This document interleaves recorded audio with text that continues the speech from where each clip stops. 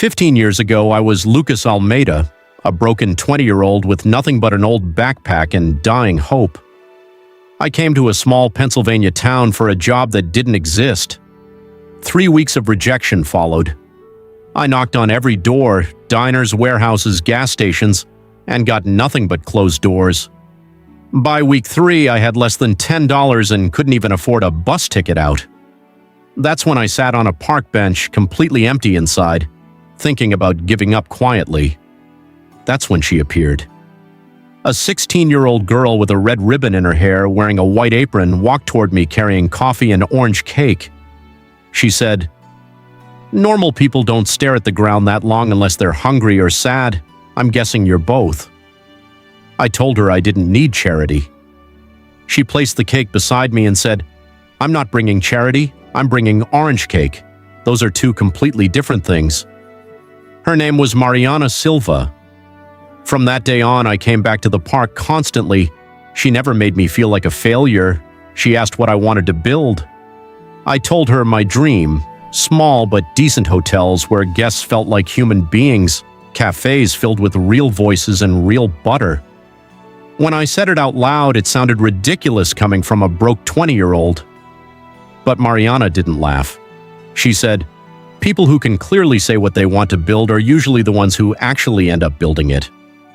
And before I continue, if this story is hitting you, please hit subscribe because what happens next will absolutely change how you think about kindness and fate. So life went on. I came to that park every day. Mariana gave me coffee and cake she called cutting mistakes. I helped her set up tables and carry boxes. We talked about our futures. She wanted to open her own bakery one day, nothing fancy, just a place with soul. Then one day, an old acquaintance messaged that a logistics company in Chicago was hiring. I could start over if I got the job, but I needed $700. I had zero. I told Mariana casually, like maybe it wasn't meant for me anyway, "I believe in you." I read those words over and over. My throat tightened. I promised I would come back and pay her back and thank her properly. She smiled and said, "Now go. You have a life to start." I left on the Monday morning bus with that note in my wallet. I didn't know it would stay there for the next 15 years. I didn't know finding her would become the longest search of my life. I reached Chicago, got the job, and worked like someone terrified of the dark. I arrived earliest, left latest, learned everything. That motel made money. I opened a second, then a cafe, then a boutique hotel. By 35, I owned Almeida Hospitality across 5 states. People called me a millionaire with vision, but no one knew everything started from one moment when someone asked, "What do you want to build?" For 15 years, I searched for Mariana. I went back to that small town, but the stall was gone. Locals said the mother and daughter had left years ago. I hired private investigators 3 times. I searched business records, social media, school files. But Mariana Silva wasn't rare. Every time I thought I found her, it was someone else.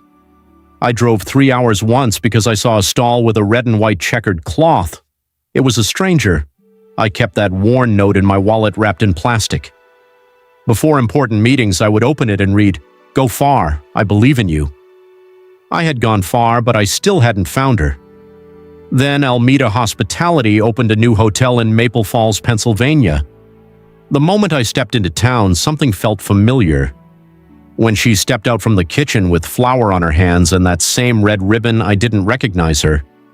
She recognized me immediately but didn't say anything. I introduced myself. She shook my hand calmly and said it was a family recipe. I told her it tasted like a memory.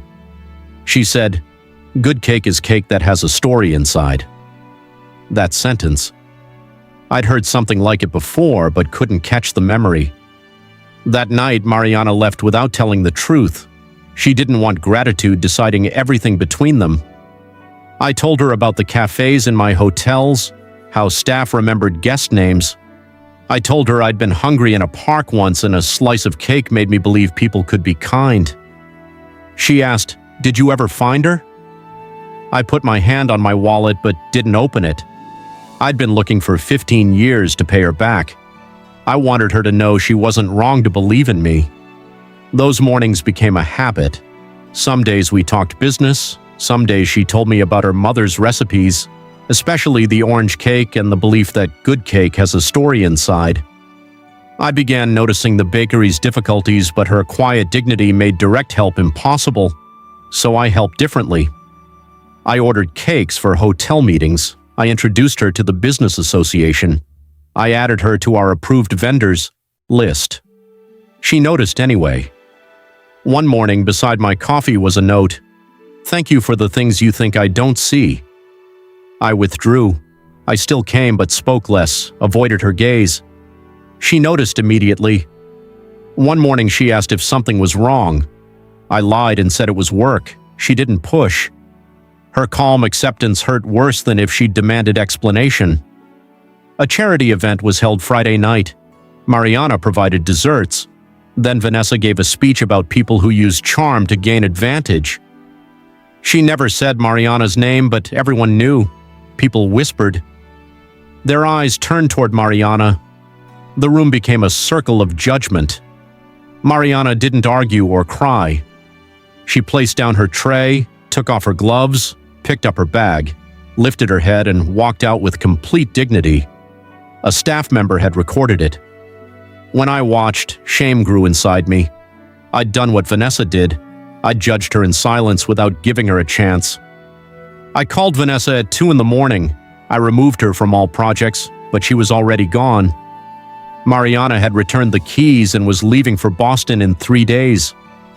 Before the bus station, I visited my mother. She listened as I told her everything about Mariana, the orange cakes, the red ribbon, the note. When I mentioned the ribbon, she stood up. She opened an old shoebox and took out a faded photograph. It showed me at 20 next to Mariana's mother's stall. At the edge of the frame was a 16-year-old girl with a red ribbon, smiling. I looked at that girl, then thought of Mariana's face. The world stopped. With shaking hands, I took out my wallet and removed that 15-year-old note. I placed it beside the photograph. The handwriting was exactly the same. My legs gave out. I cried like that broken boy I used to be. I had searched for Mariana for 15 years. She had been standing right in front of me all along. My mother said, "Go find her, Lucas." I drove to the bus station. At 7:48, I saw her in the boarding line. Her hair was down. She wasn't wearing the red ribbon. She closed her eyes as tears fell. I continued, "I'm sorry I didn't recognize you, but I regret more that I didn't believe you.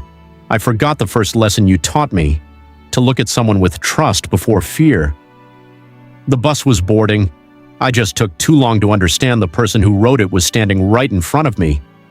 She laughed through her tears and asked, "You really searched for me all these years?"